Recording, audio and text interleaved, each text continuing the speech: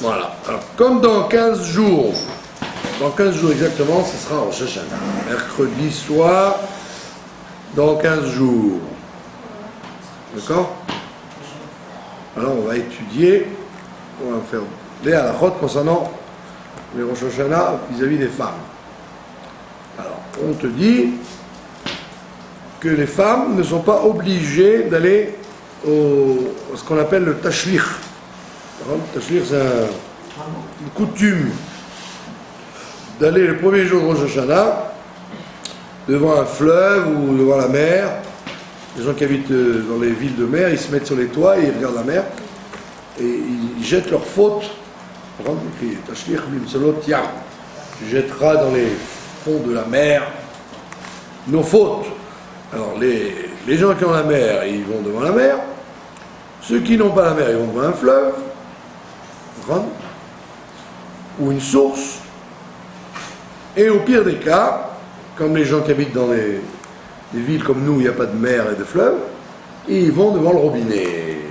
Ils ouvrent le robinet d'eau ou alors ils achètent un aquarium avec un poisson et ils jettent leurs fautes devant le robinet. Et il faut faire attention que l'évier ne se bouge pas avec toutes les fautes qu'on jette dedans. Alors on dit que ce minag-là, cette coutume de dire le tashlich, les femmes ne sont pas obligées de le faire. Donc si elles veulent le faire quand même, elles peuvent bien évidemment. Et si elles ne veulent pas se déranger d'aller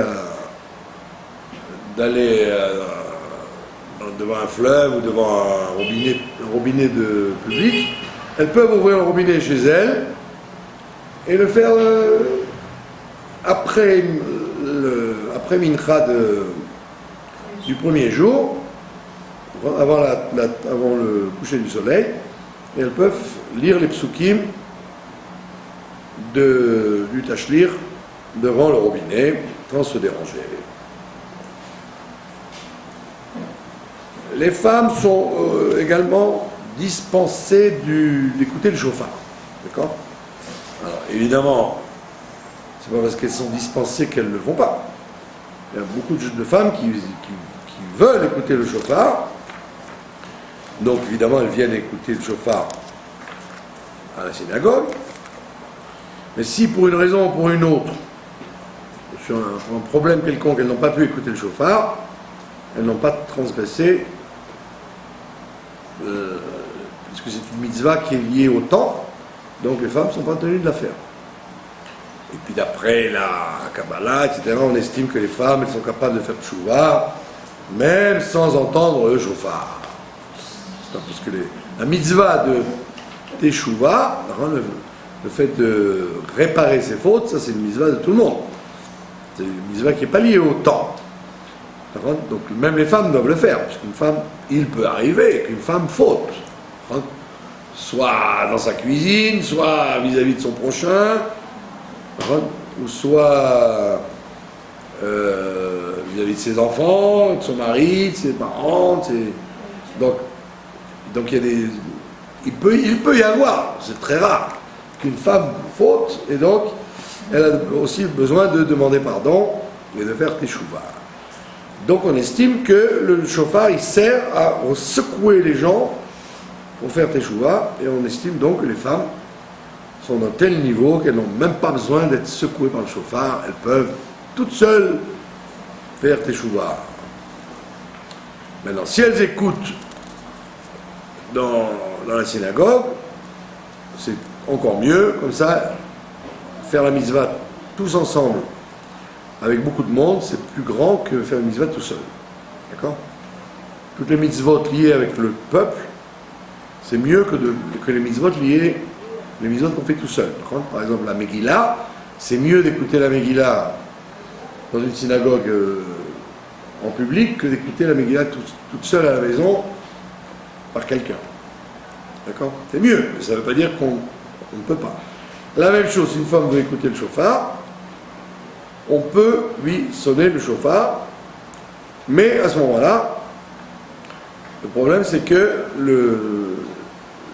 la personne qui sonne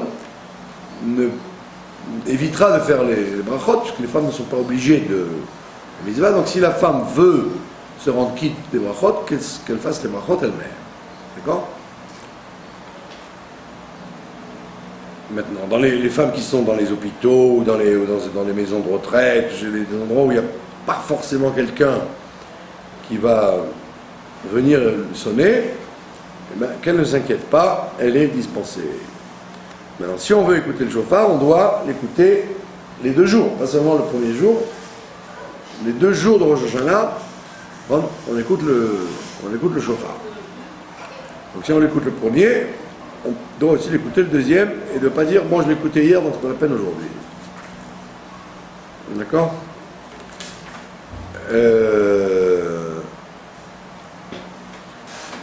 Quelqu'un qui a déjà sonné pour des hommes, enfin pour une synagogue par exemple, il peut ressonner pour des femmes. C'est pas interdit, on peut sonner du chauffard toute la journée jusqu'au coucher du soleil. D'accord? Jusqu'au coucher du soleil. Pas la bracha. Quand on sonne pour d'autres, il vaut mieux que ce soit les gens qui fassent la bracha, sauf si on a affaire à des personnes qui ne savent pas dire la bracha. Il y a des gens qui ne savent pas prononcer les mots. Pour le un texte, c'est de l'hébreu. Alors, comme c'est de l'hébreu, des fois ils ne savent pas dire les mots comme il faut. Donc à ce moment-là, on a le droit de leur dire les mots puisqu'ils ne sauront pas les dire comme il faut. Et s'il fait pour les femmes? La même chose. Il vaut mieux faire faire par quelqu'un qui veut se rendre quitte que de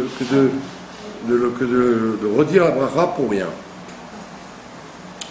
Voilà, maintenant, les prières de Rosh Hashanah, les femmes y sont tenues comme les prières de la semaine.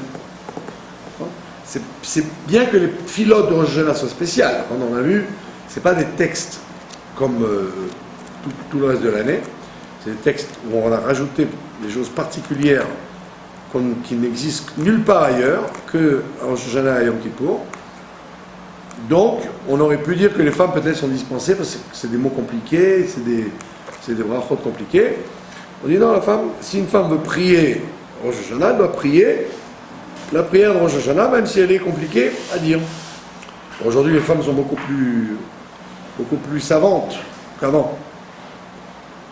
Donc elles savent lire la plupart, et donc elles peuvent dire, même en phonétique, la tfila de Rosh Hashanah. Et mieux que ça, elles peuvent même faire la tfila de Moussaf. Vous avez dit Moussaf, c'est une tfila très compliquée, d'accord?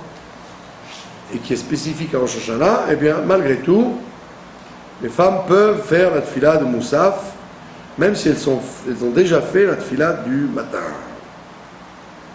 D'accord? Alors que les femmes dans l'année, elles se rendent très souvent dispensées de la tfila de Moussaf à Shabbat.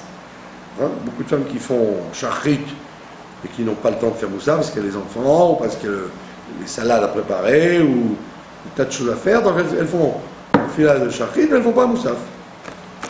Alors qu'à Rosh Hashanah, elles sont plus makpidotes, plus scrupuleuses de faire Moussaf. Pour quelle raison? Parce que à l'origine, le jour de Rosh Hashanah, on aurait dû jeûner. Parce que il n'est pas appelé Yom Tov, comme Pessah, Shavuot, Sukkot. Ce n'est pas appelé un jour de joie. Et au contraire, il est appelé Yom Hadin, le jour du jugement. Donc lui, comme il est appelé le jour du jugement, le Midrash et le Shulchan Aruch disent le jour du jugement, on n'a jamais vu quelqu'un, le jour où il doit être condamné à vivre ou à mourir, on n'a jamais vu quelqu'un qui va se mettre à table le jour où il est jugé. Au contraire, il est inquiet, il est angoissé, il n'a pas envie de manger. Donc, à l'origine, on n'aurait pas dû manger le jour de Rosh Hashanah. C'est pour ça qu'il y en a qui jeûnent la moitié de la journée. Ils jeûnent jusqu'à midi. D'accord? C'est pas pour le chauffard qu'ils jeûnent, pour écouter le chauffard. C'est pour le fait qu'on aurait dû jeûner ce jour-là. Maintenant est venu le prophète Zacharia et il dit ayez confiance dans le jugement, et donc allez manger des ma'adanim, allez manger des plats particuliers, allez déguster des mamtakim, allez déguster des douceurs. Parce que Dieu vous garantit qu'il va vous sortir vainqueur du jugement. Donc, sachant que tu vas sortir vainqueur du jugement, tu dois justement manger pour montrer que tu es heureux de la journée et pas seulement inquiet. Donc, il y en a qui coupent ça en deux, donc ils jeûnent la moitié de la journée, et après, à partir de midi, ils mangent. Et c'est comme ça la halakha. Tout le monde fait comme ça, tout le monde ne doit pas jeûner un jour entier, en Rosh Hashanah, ou jeûne pas du tout, ou jeûner la moitié. C'est pour ça qu'il y a beaucoup de keilot, il y a beaucoup de communautés qui font un kiddush justement exprès, ils organisent un kiddush exprès avant les sonneries. Ils ont prié Shacharit, donc on peut manger. Donc ils organisent un kiddush pour que les gens puissent patienter avec tout le chauffard qu'il va y avoir, le moussaf qui est très long, etc., pour qu'ils ne soient pas en état de jeûne pendant Rosh Hashanah.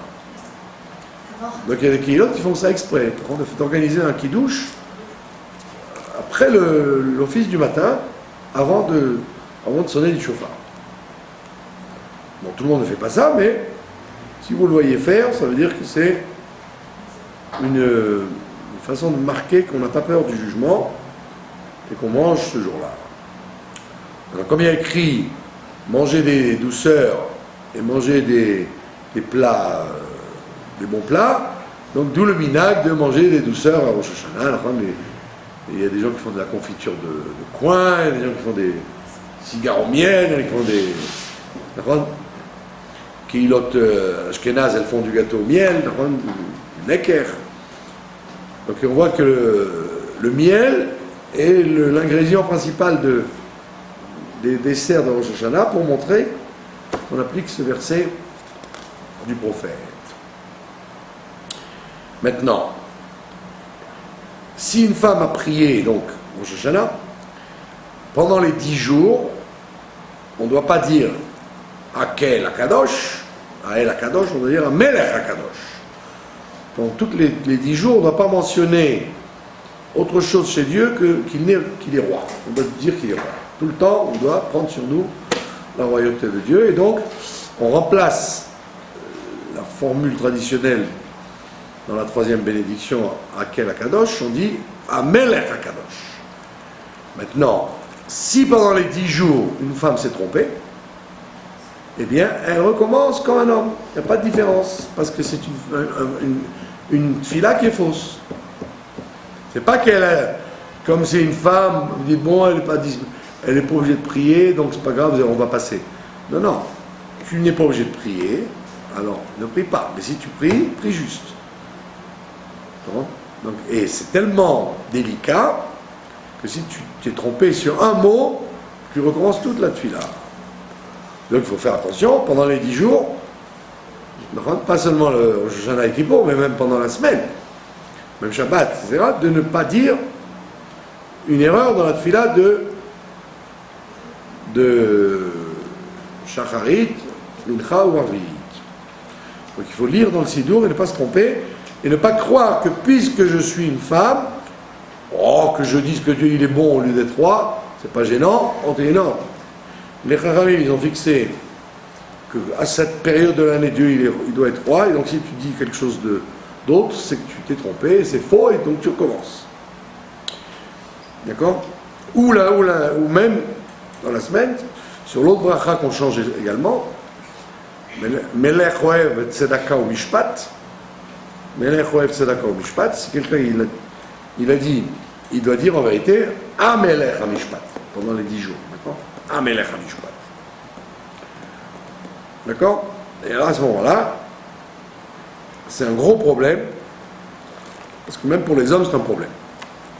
Puisqu'il y a une discussion, si on est quitte ou pas, puisqu'on a mentionné quand même le mot Melech.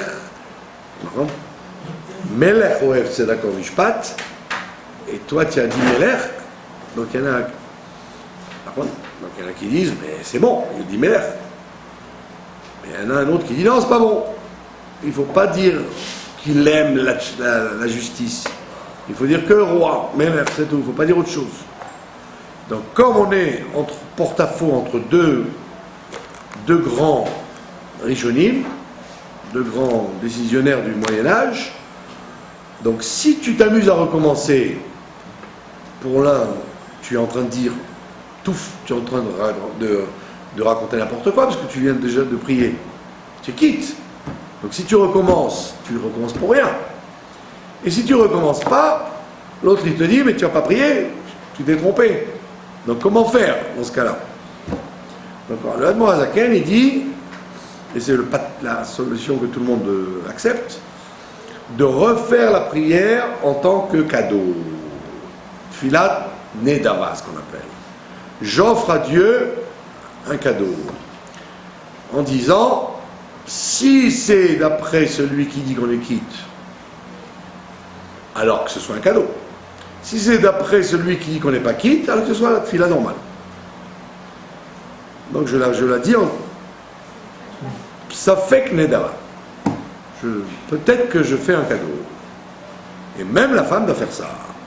Donc, si elle ne se rappelle plus d'avoir dit Melech Oev Tzedaka Mishpat ou Melech Mishpat, elle a fini cette fila, elle dit oh là là, elle ne m'en rappelle plus si j'ai dit, qu'est-ce que je fais maintenant? Alors elle recommence en cadeau. Elle ne doit pas s'arrêter au milieu, parce que si elle s'arrête au milieu, elle a dit toutes les brachot pour rien. Donc il faut terminer et recommencer un cadeau. Vous avez compris l'astuce? Donc c'est pas de la plaisanterie. Maintenant, si on a oublié, homme ou femme, les phrases intermédiaires que les Géonim ont instaurées, alors comme ce n'est pas les gens de la Grande Assemblée qui ont fait ces intercalaires, c'est les Géonim après la fin de la rédaction du Talmud, donc là, même si on les a oubliés, on ne recommence pas. Homme ou femme. Il n'y a que Melech HaKadosh et Melech Oev Tzedaka Mishpat qui sont problématiques. C'est clair? Voilà.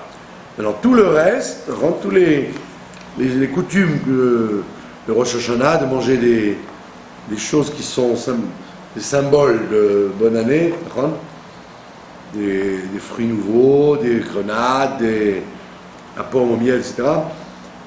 Comme ce sont des coutumes, donc les femmes, elles ne sont pas obligées de les faire, les hommes non plus, mais en général, comme c'est connu, les coutumes, elles ont pris des fois dans le judaïsme plus d'importance aux yeux des gens que les lois elles-mêmes. Il y a des gens qui vont vous dire, j'ai pas trouvé des figues à Rosh Hashanah, pour moi c'était pas la fête. J'ai pas trouvé des grenades cette année, je suis vraiment désolé, je sais même pas si je suis quitte de la fête. En réalité, tout ça c'est des symboles, donc si on peut les faire, tant mieux, surtout qu'aujourd'hui avec l'abondance on trouve tout ce qu'on veut, donc c'est facile de faire ça. Sinon, si on n'a pas fait, on est quand même quitte, puisque l'essentiel c'est de respecter la fête c'est-à-dire de ne pas faire de travaux interdits, et surtout de faire un calcul de comportement, Kheshbon Nefesh qu'on appelle, un bilan de sa vie en disant que cette année je suis inscrit dans le livre de la vie, comme on l'a expliqué plusieurs fois d'ailleurs. Être inscrit dans le livre de la vie ou de la mort, ça ne veut pas dire mourir ou vivre, puisqu'il y a des gens qui meurent pendant les 10 jours et qui sont des gens très bien, et il y a des gens qui vivent très longtemps et qui sont des ordures. Donc être inscrit dans le livre de la vie ou de la vie de la mort, ça, c'est au niveau spirituel, c'est pas au niveau matériel. Donc vous avez des gens vivants qui sont morts, et ils peuvent même mourir à 120 ans, ils sont en réalité inscrits dans le livre de la mort depuis très longtemps. Et il y a des gens qui sont morts et qui sont en vérité vivants. Donc il ne faut pas se fier. Ben, vous voyez ça souvent. Vous dites,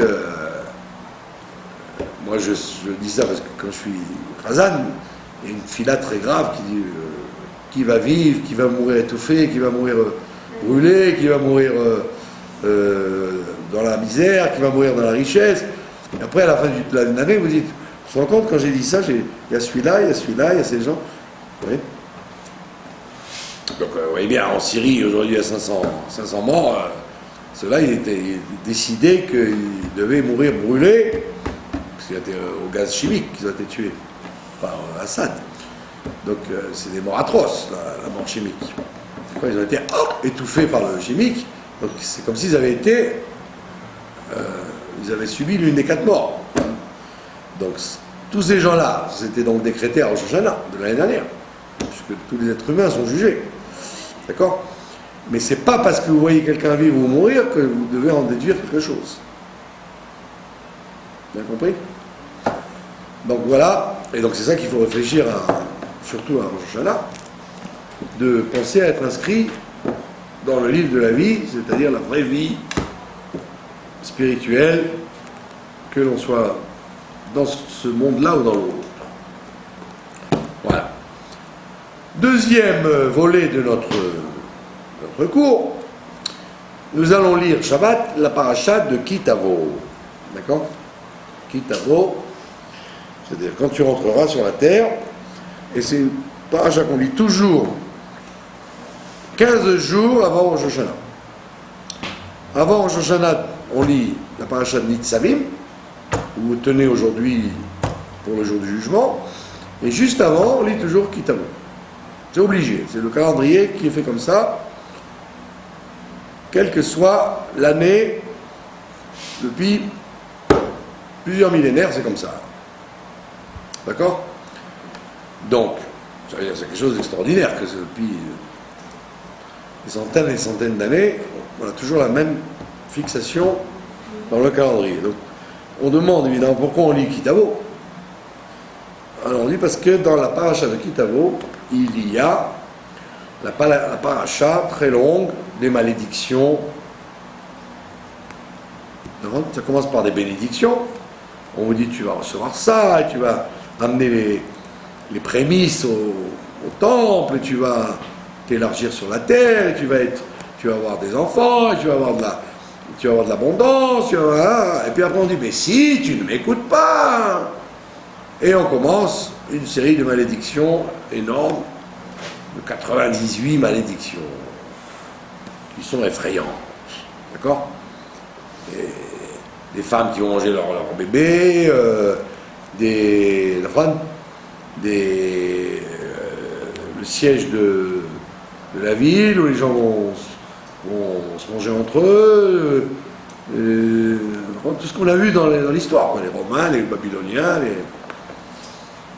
même comme je le dis toujours, à Paris en 1870, quand il y avait la guerre contre les Prussiens, les Français, enfin les Parisiens mangeaient des rats. Ils mangeaient des chats et des rats. D'accord? Mais au temps du Beth Amikdash, ils mangeaient leurs enfants, carrément. Ils n'avaient plus de rats à manger, et les femmes et les parents cuisaient leurs enfants, ils les mangeaient. Imaginez-vous que toutes ces malédictions dont on parle, elles se sont réalisées dans l'histoire. Pas une... vous imaginez la situation de faim qu'il faut avoir pour en arriver à faire ça, à manger un être humain et qui plus est son propre enfant. Et ça a eu lieu, tout ça, ça a eu lieu. Flavius Joseph, il vous raconte qu'au siège de Jérusalem, les gens, ils mangeaient leurs enfants, carrément.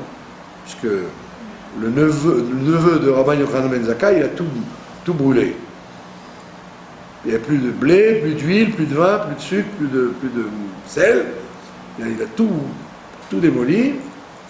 Donc les gens n'avaient plus rien à manger et donc ils mangeaient leurs propres enfants. Imaginez-vous la situation dramatique. À Auschwitz, on raconte que la mère volait des fois la soupe de son fils pour la manger, elle. Bon. ça a eu des gens qui volaient l'assiette de leur soupe, de la soupe de leur enfant ou de leur père ou de leur mère, parce que tellement ils avaient faim. Mais en arriver à manger ses propres enfants, ça, il faut vraiment un degré de désespoir terrible. De vouloir vivre, quoi. Et donc toutes ces catastrophes, on les raconte dans la paracha de cette semaine qu'on va lire. Alors on demande pourquoi a-t-on besoin de lire ça avant Rosh Hashanah? Alors on te dit, tout simplement, parce que comme on va arriver au jour du jugement, alors on te dit, très clair, si tu fais ce qu'il faut, tu n'auras que les bonnes choses. Si tu ne fais pas ce qu'il faut, tu auras ça et ça et ça et ça. D'accord? Maintenant, qu'est-ce qu'on a besoin de dire des mauvaises choses? Qu'a-t-on besoin de dire des mauvaises choses? D'accord? Alors, ça nous ramène à une discussion qui est amusante. Une discussion qu'on voit dans le Talmud entre Beth Shammai et Beth Hillel quand il s'agit d'aller à un mariage. Quand on va dans un mariage, alors avant les gens ils dansaient devant la Kala. Devant la mariée, ils dansaient. Et pas seulement ils dansaient, ils faisaient des discours.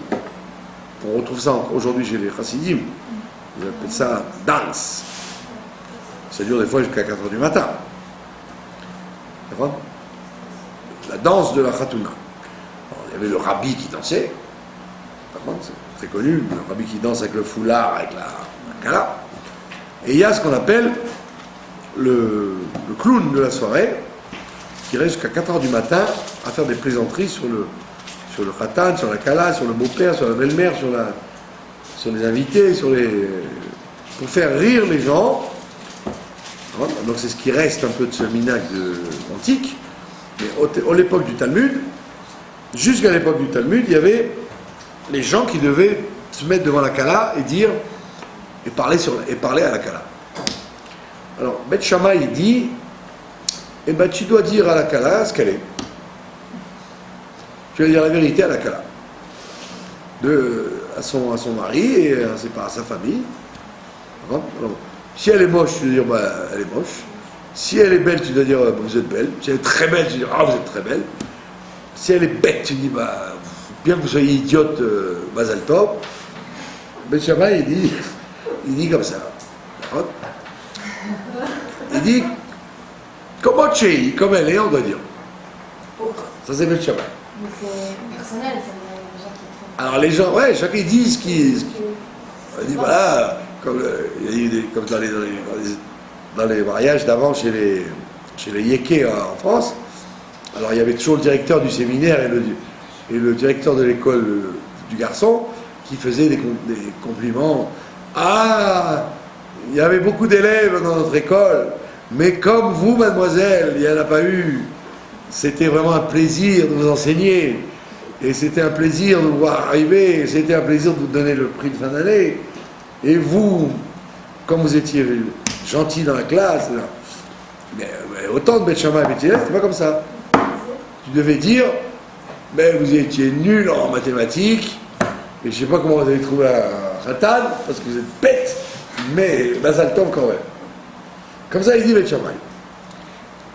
Beth Hillel, il dit, mais pas du tout. Beth Hillel, il dit, il faut dire Kala na'a v'chasuda, que la Kala est belle et qu'elle est agréable.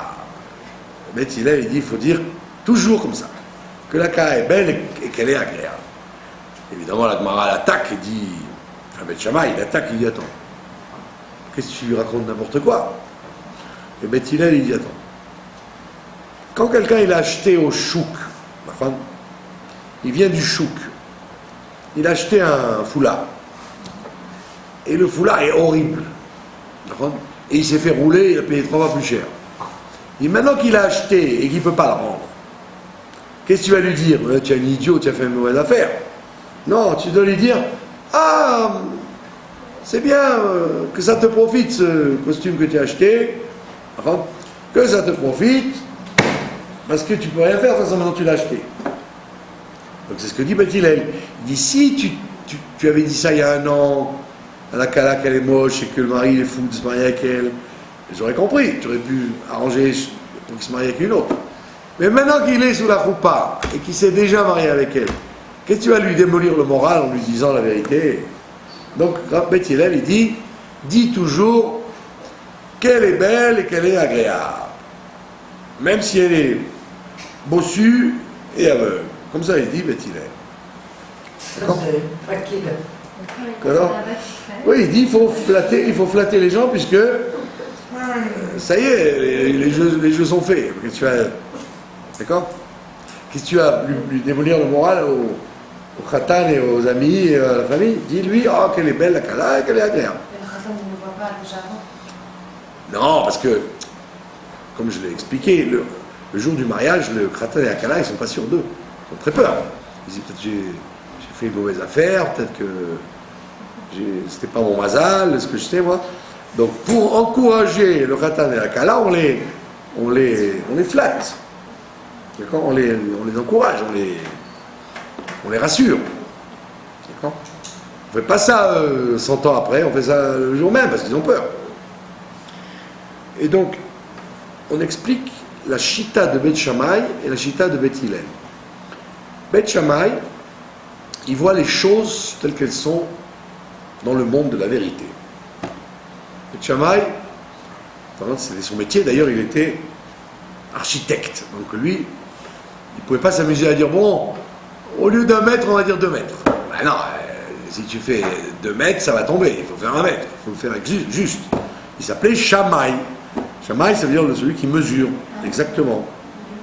Ouais, c'était pas son vrai nom, Shammai. Shammai, c'est comme si vous disiez l'architecte. On l'appelle l'architecte, c'est pas son vrai nom. Hillel, oui, c'était son vrai nom, mais Shammai, non. On ne sait d'ailleurs pas comment il s'appelait, Shammai. C'est comme si vous disiez, comme en France ou en Israël, partout, vous avez des gens qui ont un nom de métier. Monsieur Cordonnier, monsieur Berger, monsieur Vigneron, enfin, il y avait des gens qui ont pris le nom d'un métier qu'ils avaient. D'accord? Comme les séfarades, il y a des gens qui s'appellent Aséraph. Aséraph parce qu'ils étaient orfèvres. Donc le nom est resté, donc ils sont devenus Aséraph. Alors c'est-à-dire Monsieur l'orfèvre. D'accord? Ou Monsieur Gabaye, voilà, Monsieur Gabaye, parce qu'ils étaient trésoriers d'une ville. Donc c'était des métiers qui sont devenus des noms. Donc lui aussi, Shammai, il n'était pas du tout, c'était pas son nom. On l'appelait Shammai, ça veut dire, comme c'était le seul des Tanaïm qui était architecte, ils lui ont donné ce nom-là. Et donc comme son nom est, il était lui aussi. Il voyait les choses dans l'absolu. Dans l'absolu, on ne raconte pas d'histoire. On dit la vérité telle qu'elle est, même si elle est dure à entendre. Donc il voit les choses en haut, dans la théorie, telle qu'elle est en haut, la Torah telle qu'elle est en haut. Alors que Beth Hillel, il voit la réalité des êtres humains. Et les êtres humains, ils sont faibles. Les êtres humains, ils sont faibles, on ne peut pas leur dire toute la vérité, parce que ça fait trop mal. Donc, comme je le dis toujours, vous voyez, comme le gosse, vous voyez, le gosse qui dit à la madame, « Oh, elle a un gros nez !» devant tout le monde, vous voyez. « Oh, elle a une tache sur la jupe !» Enfin, les enfants, ils sont Beth Shammai à fond, quoi. Ils n'ont rien à faire de la délicatesse, de la correction, de vexer. Vous voyez. Quand vous prenez un enfant dans les bras, qu'est-ce qu'il essaye de faire? Il vous essaie de vous enlever les boutons, vous essayez de vous gratter comment on appelle ça, le grain de beauté. Il n'est pas délicat, vous voyez. Si quelqu'un il boite, il dit « Oh, il boite !» Alors, la personne, elle est poliomyélite, elle boite, et lui, il crie tout fort dans la salle. Donc, Beth Shammai, lui, il te dit, le monde, il est comme ça. Le monde doit être vu par en haut, et tel qu'il est en haut, je le dis en bas. Donc, pour moi, le khatan ne va pas se vexer, puisque le khatan, il est prêt à... Il a le dos assez large pour supporter qu'on lui dise la vérité sur sa kala. Mais Beth Hillel, il dit, mais non, il faut regarder les choses telles qu'elles sont dans ce monde-là. Dans ce monde-là, les gens ne supportent pas qu'on leur dise la vérité. Ça fait très mal. Donc c'est pourquoi, et on dit quoi? Halakha que Beth Hillel. Tant que Mashiach n'est pas venu, on fait la loi comme Beth Hillel. C'est-à-dire qu'on doit s'efforcer de mettre des gants quand on parle aux gens. Ne pas leur dire toute la vérité. Et si on veut leur dire des choses désagréables, il faut le faire au compte-gouttes et en faisant attention, comment présenter la chose et à quel moment, etc. Parce que le monde n'est pas fait pour recevoir des choses dures dans la figure. Donc, à la parachat Kitavo, vous voyez bien qu'on ne se gêne pas. On ne se gêne pas. On te dit pas, on te dit en quelques phrases, si tu fais tout ce qu'il faut, tu auras du bien, et en quelques phrases, mais par contre, si tu ne fais pas ce qu'il faut, on te dit des trucs à te faire frissonner, à te faire donner des tremblements. Et pourquoi on fait ça? Parce que justement, quand on approche du jour du jugement, d'accord? Quand on approche du jour du jugement, il n'est pas bon que les gens s'illusionnent, que les gens s'imaginent que tout ce qu'ils font c'est toujours bien. Il faut quand même mettre un peu de Beth Shammai dans la vie de l'homme. Si tu dis pas aux gens un peu des vérités, eh ben, ils n'avanceront pas. Donc la réprimande qu'on fait dans la parashat Kitavo, c'est le summum de toutes les réprimandes du livre de Dvarim, c'est des services qu'on nous rend. D'accord? Parce que si tu n'arrêtes pas de dire aux gens « Oh, c'est bien ce que vous faites », alors les gens n'avanceront jamais. Ils ne pourront jamais se rectifier.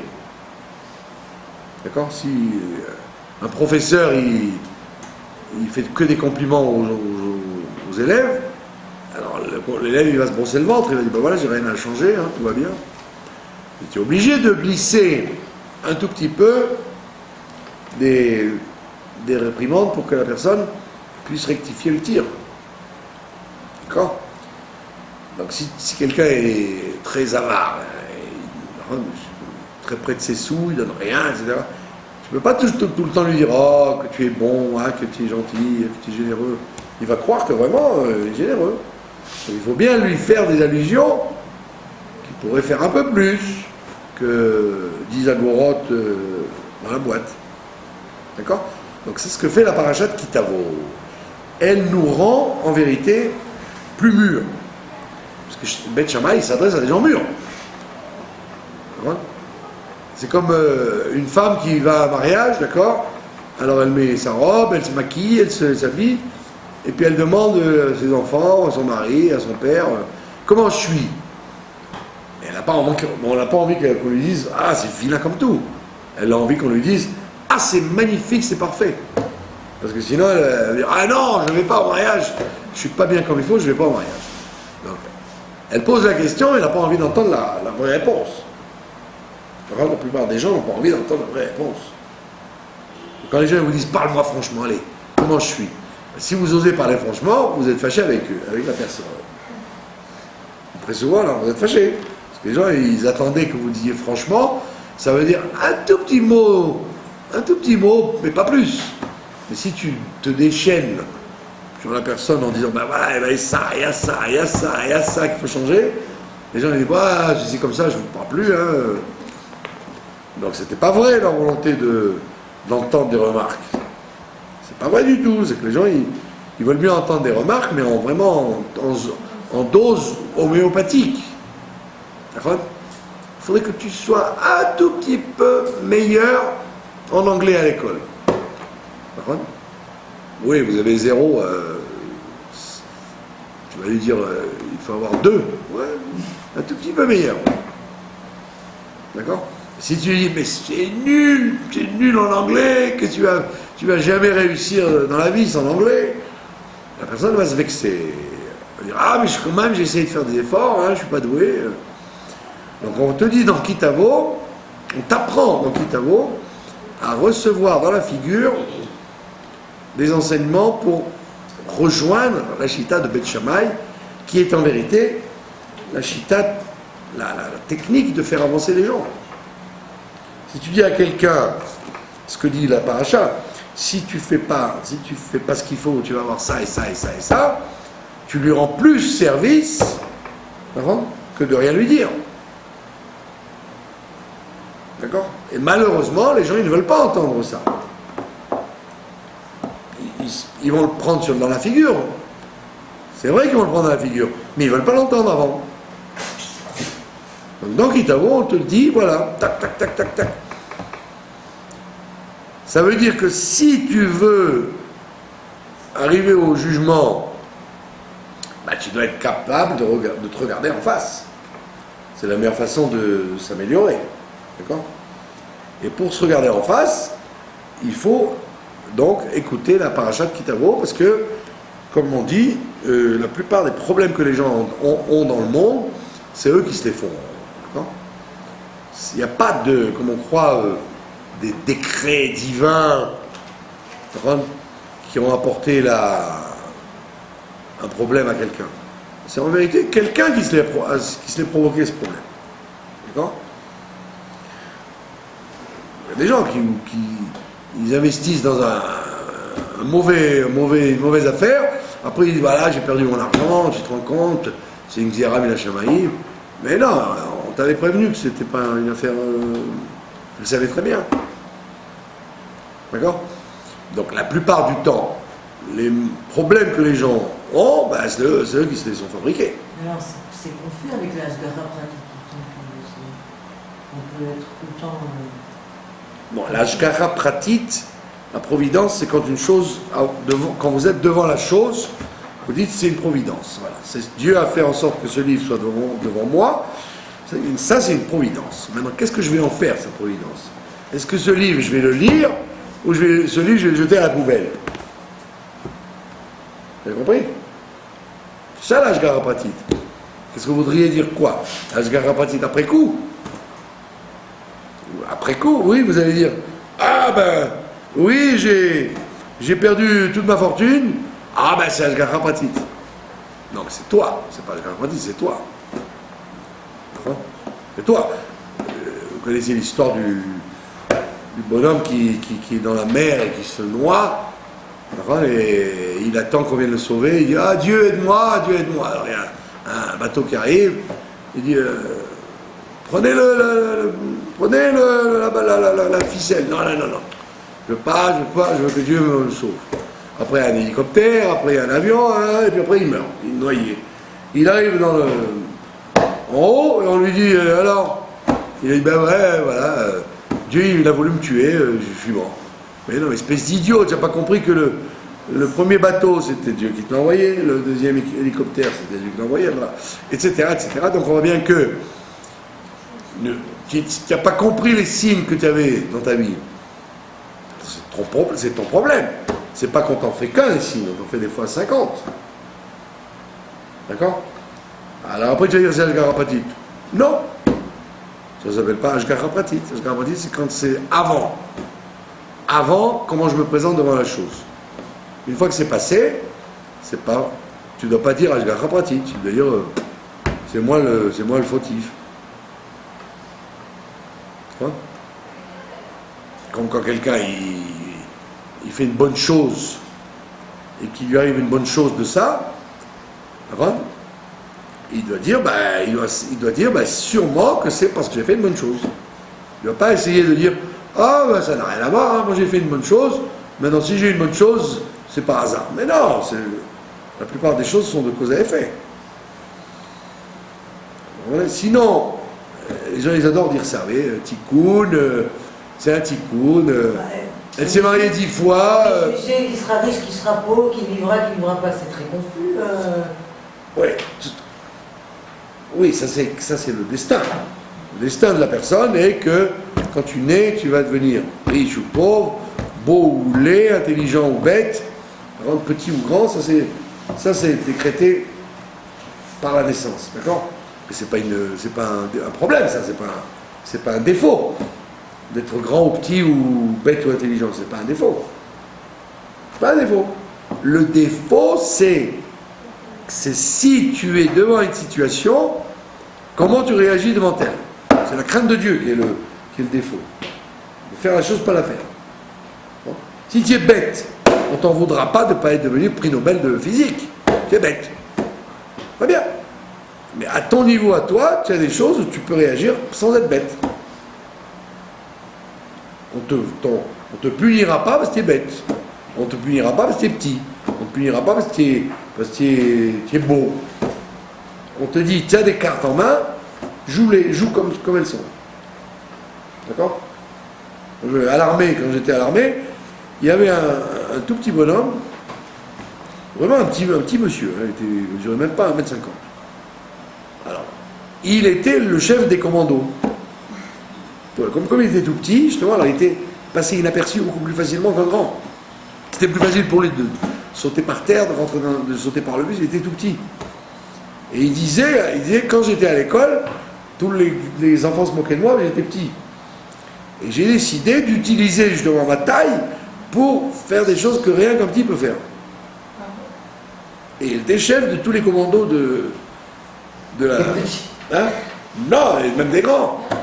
Comme il était petit, il était compact, alors il était capable de faire des opérations qu'un grand a du mal à faire. Pour un grand, c'est dur de rentrer dans un autobus par la vitre. Quand il est petit, il peut plus facilement bouger. Donc ce gars-là, il a utilisé ce qui est chez les gens un défaut pour en faire une qualité. Vous avez compris? Vous avez déjà vu Ben Gurion à côté de Gaulle? Ben Gurion il est comme ça et De Gaulle il le dépasse de 4 têtes. Et il le regarde comme ça et l'autre il le regarde comme ça. Eh ben, pourtant il n'avait pas froid aux yeux Ben Gurion avec De Gaulle. Donc le fait d'être petit dans la vie, justement, il s'est dit je suis petit donc je vais me rattraper avec la chutzpah israélienne. D'accord? Et De Gaulle, il avait le complexe à l'envers, parce qu'à l'école, tout le monde se moquait de lui, parce qu'il dépassait tout le monde. Donc il a dit, il faut absolument que je fasse quelque chose dans ma vie, parce que tout le temps, on dit, ah, il est trop grand, celui-là, on va lui couper la tête. Donc les deux défauts, ils en ont fait des qualités, les deux personnages.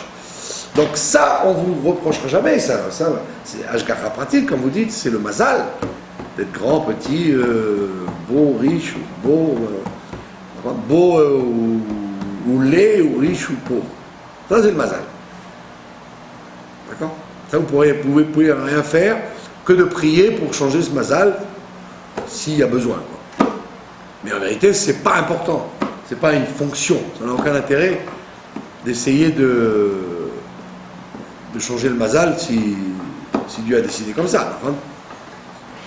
Mais la riche, c'est pas forcément un mazal, c'est aussi un mérite parfois, non? Des fois, c'est une épreuve. C'est plus souvent une épreuve qu'un mérite d'être riche.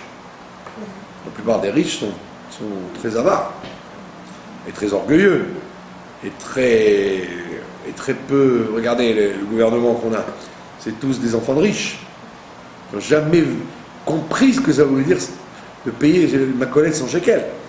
Donc pour eux, enlever les allocations familiales à des millions d'enfants, ça n'a aucune importance puisque dans leur vie, ils n'ont jamais eu. Netanyahou, il n'a jamais mis les pieds dans une macolette. Donc quand il vous enlève à vous 100 shekels par enfant, mais pour lui 100 shekels, c'est, vous voyez, il est capable de dépenser 100 000 shekels par semaine, lui. Par semaine, par heure. Lui, et tous les autres abrutis qui sont avec lui, d'accord, et je suis gentil, je ne les appelle qu'abrutis, ils ne peuvent pas avoir une conscience de ce que c'est que la misère parce qu'ils n'ont jamais vécu là-dedans. Ils ont vécu toujours dans le... Donc c'est pas forcément une mérite d'être riche. Ça peut être des fois un très gros handicap pour comprendre la misère, pour comprendre le monde, pour comprendre le... Ouais. Donc ni être riche, ni être pauvre n'est un mérite, c'est un état de fait, et tout dépend de ce que tu fais avec. Si tu es riche, apprends à ouvrir ton cœur, ce qui n'est pas évident. Si tu es pauvre, apprends à ne pas devenir un bandit, ce qui n'est pas évident non plus. Bon, donc ça c'est le sujet du mazal, d'accord, que tu peux changer par la prière ou par les... Parce que des fois il change avec le temps. Un mazal, il est peut-être destiné pour tant d'années et après disparaître. Donc, mais là, on ne parle pas de ça, on parle de ce que ton comportement provoque. Donc la parashat Kitavo, elle te dit, si tu fais les choses bien, tu seras bien. Si tu fais des choses mal, je te donne toute une tartine de mauvaises choses. Donc, pourquoi on se permet de dire ça, alors qu'on a dit que la halakha n'est pas comme Beth Shammai, il ne faut pas dire la vérité aux gens. C'est parce que justement, on te dit, c'est quand même très utile de ce que Beth Shammai dit. C'est quand même très utile si on était capable de l'accepter. D'accord? Si une kala, elle sait qu'elle est moche, et que tu dis c'est moche comme tout, mais mazal tov quand même, eh ben, elle dit bon, comme je suis moche, bon, ben, je vais essayer d'être une bonne cuisinière, une femme intelligente, ne pas casser les pieds aux gens, parce que je sais que je suis moche. Alors que si tu lui dis comme Beth Hillel, oh, que vous êtes belle, mademoiselle, oh, tu as fait un bon choix, Moshe, bravo. Alors, eh ben, vous lui faites pas tellement, vous faites pas avancer tellement la jeune femme. Seulement Beth Hillel, il te dit, on vit dans un monde où si tu dis des vérités, tu désespères les gens, alors ne le fais pas. Mais à Kitavo, on te dit, il faut quand même une pincée de Beth Shammai, une pincée de vérité pour que les gens se disent que leur année va être fonction de ce qu'ils font. Mais alors, ce que Dieu décide en dehors de ce qu'ils font, ça, c'est pas ton problème. D'accord? Tu peux décider de travailler et gagner de l'argent, etc. Et que pourtant, tu vois bien, tu restes pauvre. Ça, c'est autre chose que ce que toi tu fais par rapport à ce que Dieu décide. C'est deux choses à part. Sinon, ce serait trop facile. D'accord? Si toute la vie, elle était rien qu'un problème de choses vérifiables, alors évidemment, tout le monde dirait, ben voilà, celui-là, il a travaillé dans la banque, il est riche, et il est bien marié, donc je vais travailler à la banque. Lui, ça a marché, non, ça ne marchera pas. Bon, comme je dis tout le temps, un diamantaire, il peut être dans la misère, alors que le marchand de cacahuètes, il peut être milliardaire. Et c'est comme ça en Israël. Hein. Les marchands de cacahuètes sont milliardaires, et les diamantaires, des fois, ils n'ont même pas de quoi finir le mois. Pourquoi? Parce que l'un a cru que c'était un truc qui enrichit, l'autre c'est un truc qui n'enrichit pas. En vérité, c'est faux. Donc tout le monde n'est pas logé à la même enseigne. Toi, tu dois faire ce que tu peux. Alors, comment les choses vont réagir, ça, c'est pas ton problème. Pas ton problème. Et donc, on voit effectivement que Kitavo, c'est une paracha qui est très dure, parce qu'elle dit des vérités qu'on n'a pas envie d'entendre. On voudrait tellement pouvoir faire n'importe quoi et qu'il n'y ait pas de conséquences. Et la Torah, elle te dit, si tu te dégoûtes de mes mitzvot, si tu commences à débloquer, à prendre une mauvaise route, voilà progressivement ce qui t'arrivera. On va crescendo, quoi, c'est de plus en plus dur. Et historiquement, c'est vrai que ça s'est passé comme ça. Au niveau historique, au niveau du peuple, ça s'est passé comme ça. D'accord? Alors, effectivement, il y a des époques plus claires que d'autres. Par exemple, nous, on est dans une époque tellement sombre. Les gens sont tellement dans l'obscurité que vous ne pouvez pas les punir par rapport à ce qu'ils font. Vous êtes obligé d'atténuer la punition par rapport à leur conscience. Les gens n'ont aucune conscience, alors qu'au temps du temple, ils avaient une conscience plus grave, de faire mal ou faire bien.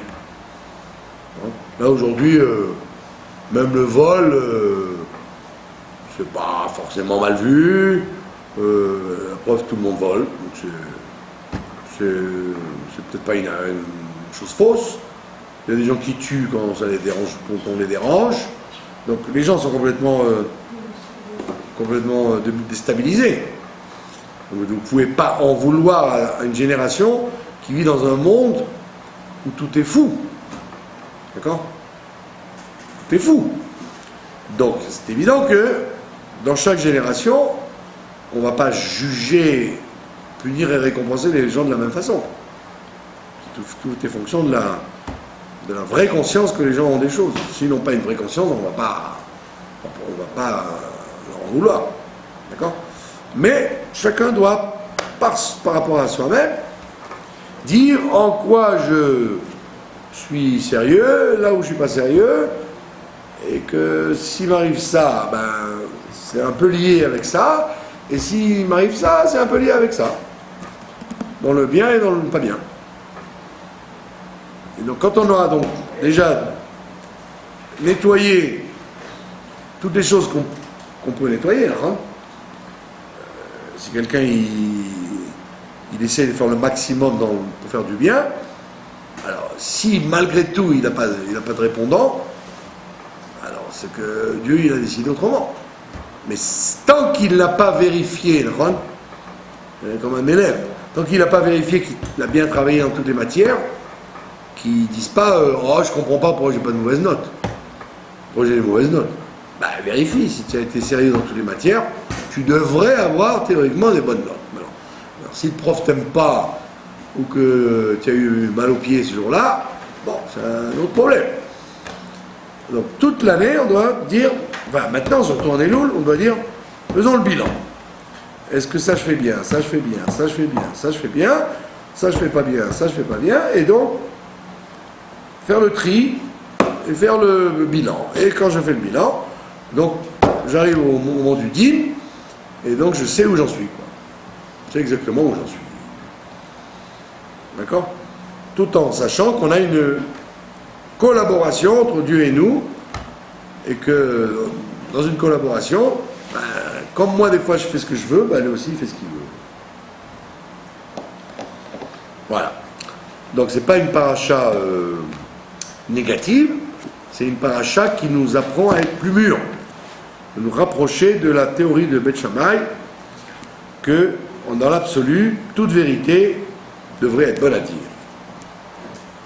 Et comme on voit on voit ça à l'origine, vous voyez bien que Adam Arishon quand il faute, quand Dieu lui dit ah pourquoi tu as fauté, au lieu de dire oui j'ai fauté, il dit ben, c'est la femme que tu m'as donnée. Donc lui-même il est entré dans une situation de Beth Hillel, c'est-à-dire qu'on peut plus lui faire une remarque. Il aurait dû dire ah ben oui j'ai fauté, mais je vais essayer de changer. On nous raconte qu'il ne pensait pas que la tchouva existe, il pensait impossible de faire tchouva, ou tu fais bien, ou c'est fini pour toi. Donc il s'est dit, je n'ai qu'une échappatoire, c'est de dire que c'est ma femme la fautive. Il n'a pas eu l'humilité de dire c'est moi. Parce qu'il se disait, si je dis c'est moi, ben, je suis perdu, puisque Dieu ne va pas me dire, allez, va, refais-toi. Et il a fallu que son fils, Caïn, quand il voulait tuer son frère, que Dieu lui dise, si tu t'améliores, eh ben, ça ira. Et Adam Arishon, il a dit, quoi, ça existe la tchouva? Il a compris la tchouva à partir de son fils. Lui, il ne croyait pas que la tchouva existait. Donc il s'est rattrapé en disant, ben, c'est pas moi, c'est l'autre. D'accord? Donc on voit bien que cette position d'être comme Beth Hillel, il dit, ben, si Dieu il avait utilisé la chita de Beth Hillel, il aurait dit à Adam, ça va, tu vas bien? Ouais. Ah, tu sais, hein, c'est bien ce que tu as fait, tu as mangé le fruit. Mais bon, ben, on va essayer d'arranger ça. Dieu, il a fait comme Beth Shammai. Il a dit, qu'est-ce que tu as fait? Tu as mangé le fruit? Donc il a mis l'accent sur la faute. Et donc on voit bien que depuis Adam Arishon, les gens, ils ont une tendance à faire comme Beth Hillel et pas comme Beth Shammai. De ne pas accepter la vérité en face. Et donc c'est pour ça que on n'avance pas. Et donc c'est pour ça qu'on te dit à Kitavo, prends déjà dans la figure des trucs, comme ça tu vas avancer. Ça va te faire du bien. Voilà. Je vous remercie de votre attention. Bye bye.